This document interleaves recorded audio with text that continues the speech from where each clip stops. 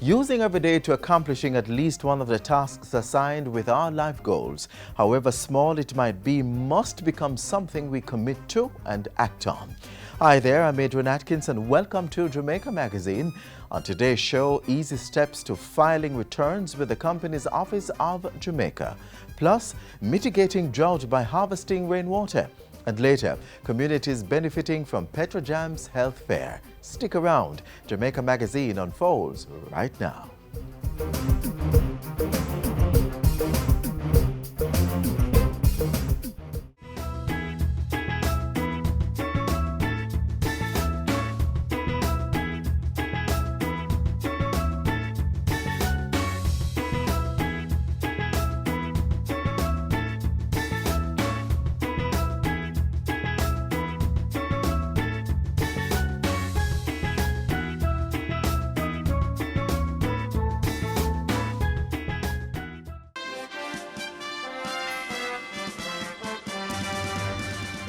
Fiscal consolidation. The centerpiece of the program has been the need to reduce our debt. Business reform. Make sure that we transform Jamaica to make it a place to do business easily. New and existing businesses will benefit from streamlined regulations and processes. And pursuing strategic investments while protecting the most vulnerable. The path we're on is the right path. The economy in Jamaica is turning. The fact that the international community is once again lending to Jamaica says something about their confidence in our policies. It is now time to actually stay the course, not to lose the benefits of the hard decisions that have been made. The Jamaican government is committed to continuing the process of reform. The government of Jamaica is on a mission, going for growth, staying the course and transforming the economy through its economic reform program. Businesses and companies in Jamaica have a duty to ensure they are operating legitimately, and that includes meeting the compliance requirements of the company's Office of Jamaica, like filing annual returns on time. For those of you who haven't filed your latest returns on time, the COJ will be gifting you with 2-month amnesty from May 4 to June 30.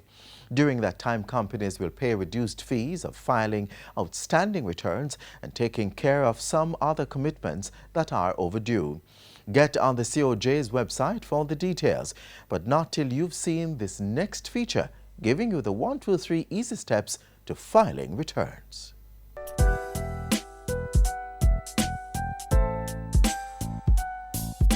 Filing your company's annual returns is easy. In just 3 simple steps, you'll get the job done. The first step has to do with timing. You will need to know when to file your annual returns. For newcomers, the first annual return is due on the anniversary of the date of incorporation. And if you're an existing company, then your return should be filed on the anniversary of the last annual return filed, unless you wish to change the date of filing. There's a grace period of up to 28 days after the due date, however, but you won't need that, will you? Step 2. Carefully complete the prescribed forms for filing annual returns. These forms can be downloaded from the company's Office of Jamaica COJ website, free of cost, or purchased at the office. You should note that not all companies require the same filing form. All profit-making companies should complete the 19A filing form. Those companies that are non-profit should complete the 19B form. When completing these forms, you may use the sample available on the COJ's website as a guide or seek professional advice. It is important to know that non-profit companies are required to submit income and expenditure statements along with their annual return. Also, public companies, overseas companies, and private companies that have a non-profit or profit-making company as a shareholder are required to submit financial statements along with their annual return. Now, after the forms are properly completed, the next thing to do is pay the filing fee of $5,000. The fee can be paid by cash, credit or debit card, or manager's check at the COJ. You may also make payments to the company's account at the Bank of Nova Scotia online or at the branch. Failure to file your annual returns will result in a penalty of $100 for each day after the 28 days grace period has ended, and if the default continues, up to a maximum of $10,000. Remember, annual returns are required whether the company is active or inactive. There you have it. Easy, right?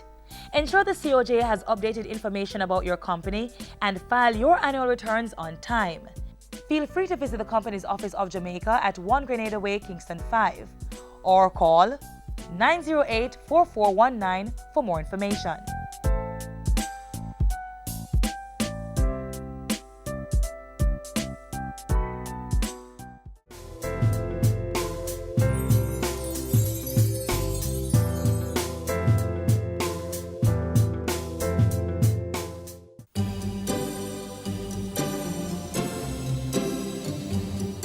It keeps our bodies working, our food nutritious, our living and working spaces clean, and our lives comfortable. Water, the most precious resource necessary for the sustenance of life on our planet.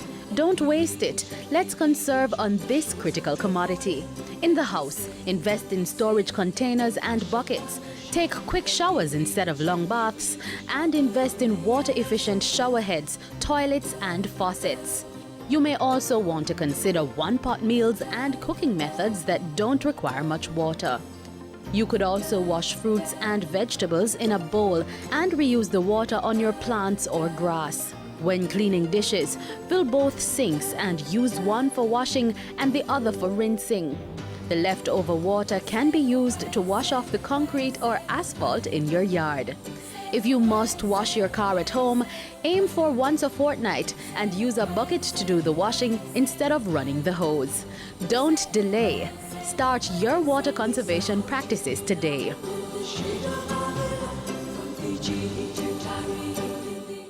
May is observed as Disaster Preparedness Month. We can all certainly make time to increase our awareness of what to do to prevent or lessen possible damage that may occur from natural disasters.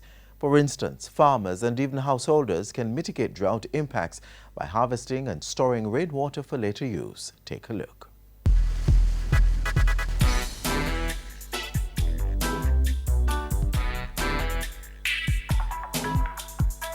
We get most of our annual rainfall during the May to June and October to November months.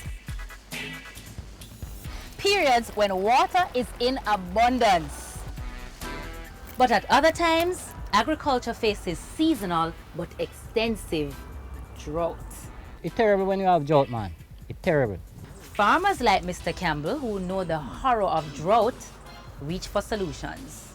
And a good one is to store excess water from the rainy months for the dry season. Harvesting water requires some investment. These include putting in catchment tanks or ponds.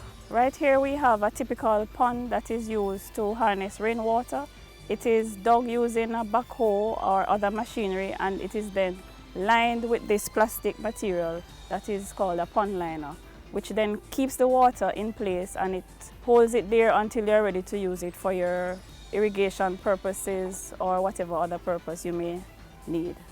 In this model, rainwater collected from the roof of this greenhouse using a gutter is emptied into the pond, then pumped into an elevated tank, from where gravity feeds it to the plants in the greenhouse.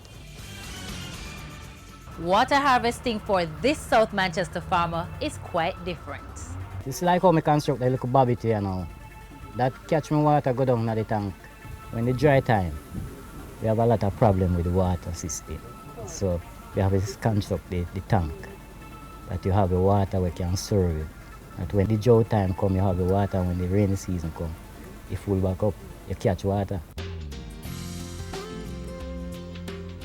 Tyrone, who farms in a hilly area, collects the rainfall from the roof of his house into a tank built of stone and concrete. He then pipes the water into his field, where he irrigates using the drip system. With a tank, you have limited water.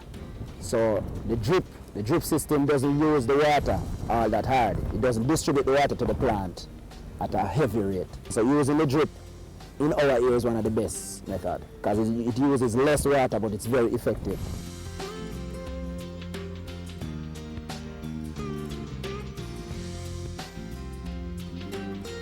Based on the amount of water inside the tank, I can use gravity feed.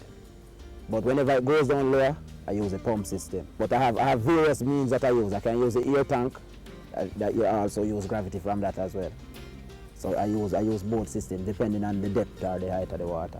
Agricultural experts will tell you the size of the water harvester you choose to put in will depend on your preference and budget.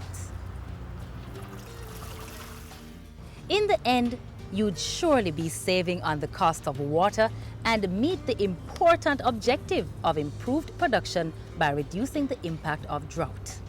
There are times that you don't definitely have to use water because your nursery will be ready during the rain time, so you plant during that time. So you always try to have your things set up that time that you can have your nursery ready for the rainfall and all of that. The dry mulching technique has been proved effective in managing drought risks. It's a kind of farming that helps retain soil water in the ground. What you do, like after mulling out your crop and all of that, like for instance this sweet pepper now, after mulling it, you'll cut the grass. During the whole planting phase, you'll cut the grass and allow it to dry. After mulling, you'll go through and you'll pat down the land. That helps to hold the moisture inside of the land. And for me, I can say it works. Farmers who plant crops with higher levels of tolerance to heat are better able to deal with heat-related constraints during drought. Research and breeding of drought-tolerant crops has therefore been an area of focus in the Ministry of Agriculture.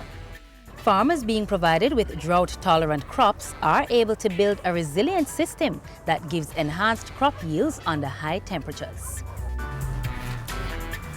This is where we have to leave you for now. Remember, disasters do happen. Be prepared. Until next time, take care.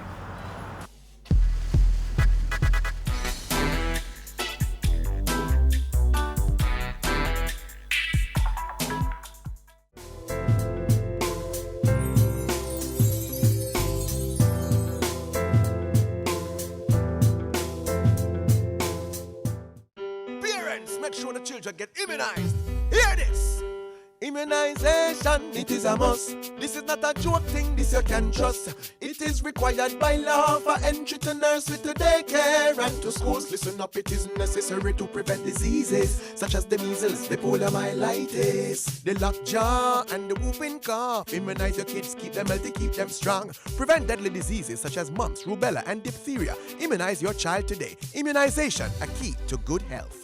A message from the Ministry of Health and PAHO. It's important for everyone to pay special attention to our individual health and well-being to secure the best quality life. The state-owned oil refinery, Petrojam, is in support of that and has made a commitment to help Jamaicans get the best health care possible. Trust me, you'll want to hear about the agency's annual health fair. Who knows, you could be next to benefit.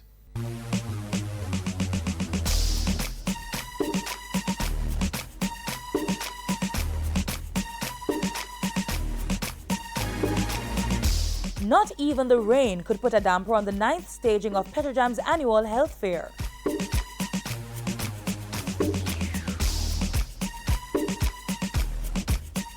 The event was held recently at the oil refinery's Marcus Garvey Drive premises and attracted residents from Greenwich Town, Tivoli Gardens and other neighboring communities. It's our flagship program, very important to us. The community in which we are situated, very important to us. Even though there is rain falling, a lot of people, you can see the amount of people that are here. It's important to them. Jennifer Palmer is among the many patrons who come to the health fair year after year. She highlights the valuable and convenient service that the health fair continues to provide. Me sick and me can't afford doctor bill. And doctor bill right now too expensive, so me appreciate this. Ms. Palmer continues to make good use of the offerings. Well, you see, the reason I'm coming back here is because I'm getting help here. When I just started to come here, I was so sick. High blood pressure, sugar, high cholesterol, swelling, and I come here and I get a lots of medication and it really, really, really helps.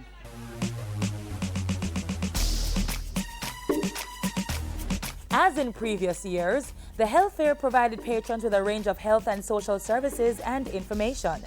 Residents did pap smears, medical examinations, diabetes testing, blood pressure screening, echocardiograms, path registration and birth certificate applications, all in one location and free of cost. Winchester Pharmacy, we're giving back to the community. We have medications here that are free of cost. The doctors are here, they're writing prescriptions, and we're able to dispense it to the patients who cannot afford their medications. The services that you receive here is great. It really makes a difference because they can't afford it. And this is our way of saying, here's something we can do for you. And they've been very, very grateful. Residents also could not afford to be ignorant about the chikungunya virus, CHIKV, and Ebola. Petrojam ensured that they were made aware of the diseases, symptoms, cause, and prevention. How much egg can one mosquito lay in? No, you don't hear the question. In their lifetime. 1,000. All right? 1,000. 1,000. Petrojam went a bit further this year and ran sessions to demonstrate how setting aside money for savings and life insurance can contribute to their financial well-being. The engine that keeps Petrojam's health fair going year after year is a dedicated team of sponsors and volunteers. This is my third year being a volunteer here. I originally came for community service because my mom is a worker of Petrojam, but I kept coming back because I really liked how Petrojam came together to actually help out the surrounding communities. I like the feeling that it gives me at the end of the day. That's why I keep coming back. All the sponsors came out, community members came out, and the services that we wanted to give to the community, they are participating. Next year I must come back, it's a good thing. Must always keep it up, every 3 months. The Petrojam Health Fair, fueling life for surrounding communities.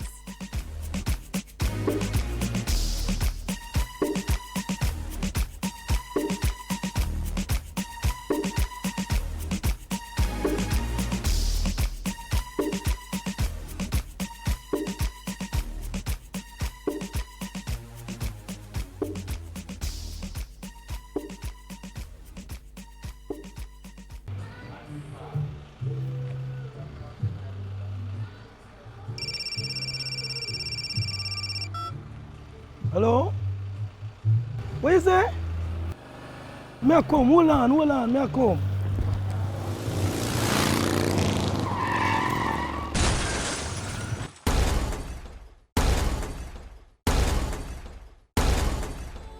There is no excuse for speeding. In 2014, 330 persons died in road accidents. 65 persons were motorcyclists. So stop speeding. Motorcyclists and pillion passengers, wear your helmet, ride carefully, and kill your speed before it kills you. Remember, road safety begins with you. The top news stories of the week are next.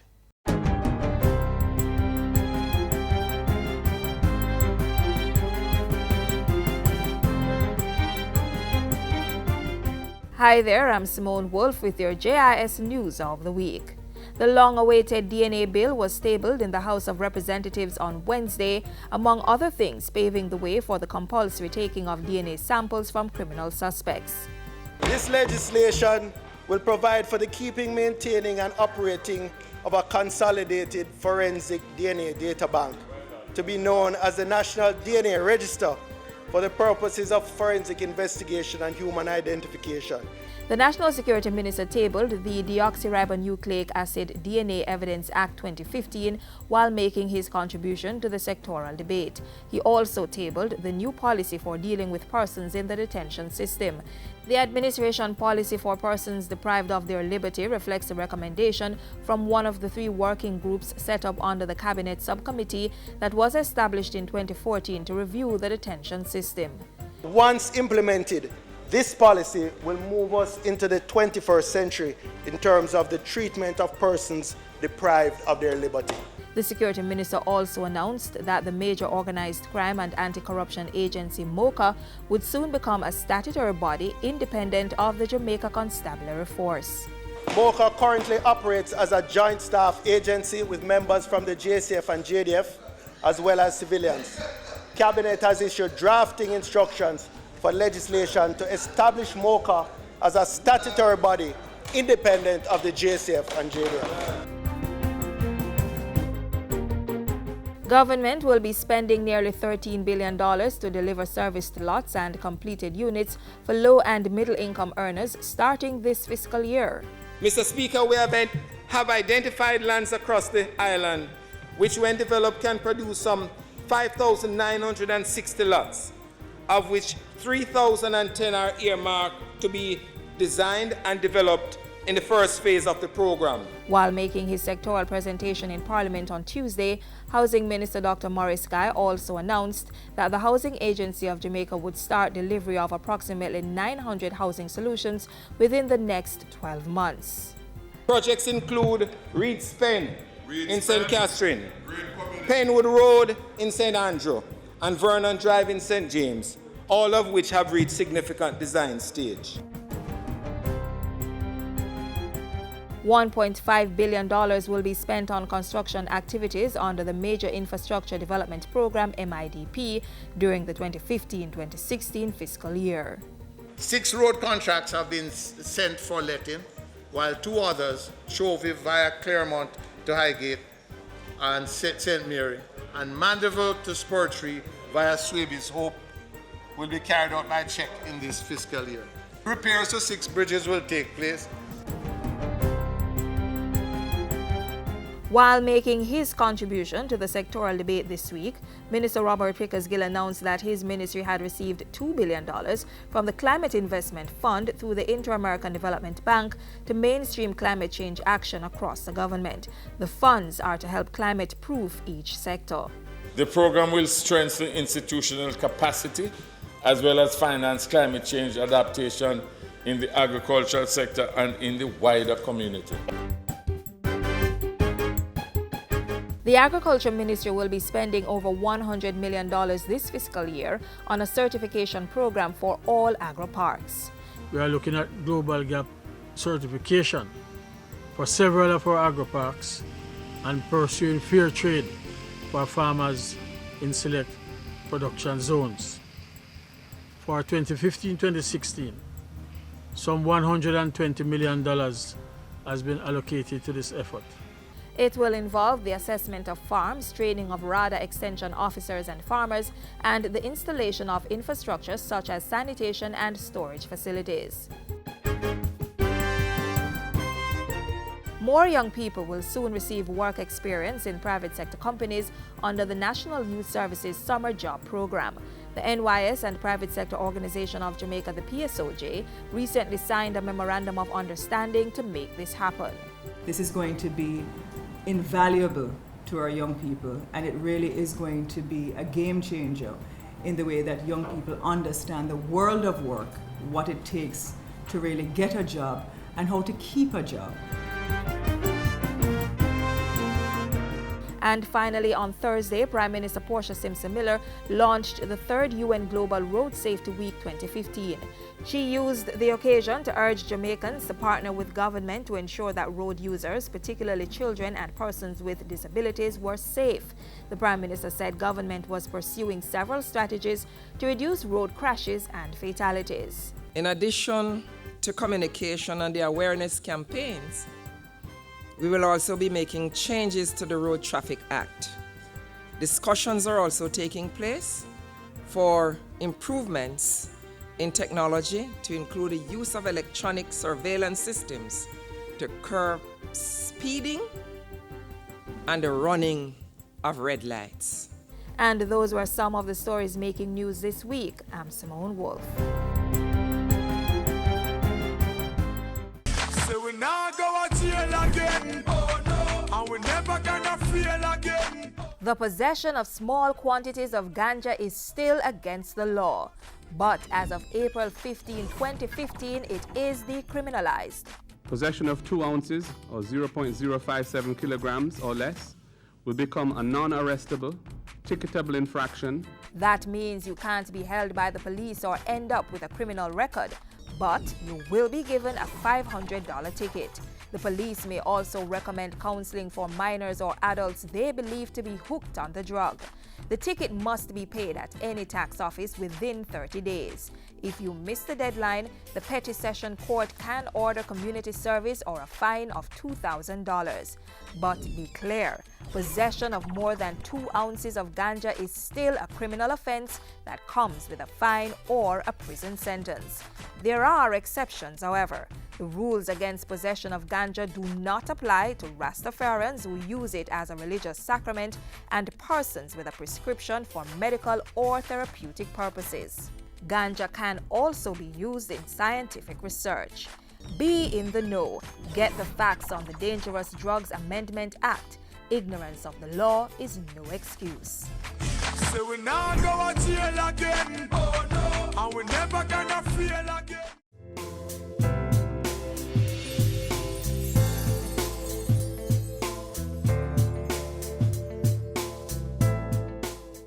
This is where we close Jamaica Magazine for today. Be sure to join us when we return tomorrow with more information you can use. Do keep the link. Use our Facebook and Twitter pages, YouTube channel and the JIS website to stay in touch for the very latest government information. On behalf of the team here at the JIS, I'm Adrian Atkinson, reminding you to eat healthy, get enough exercise, rest and make every day a productive one.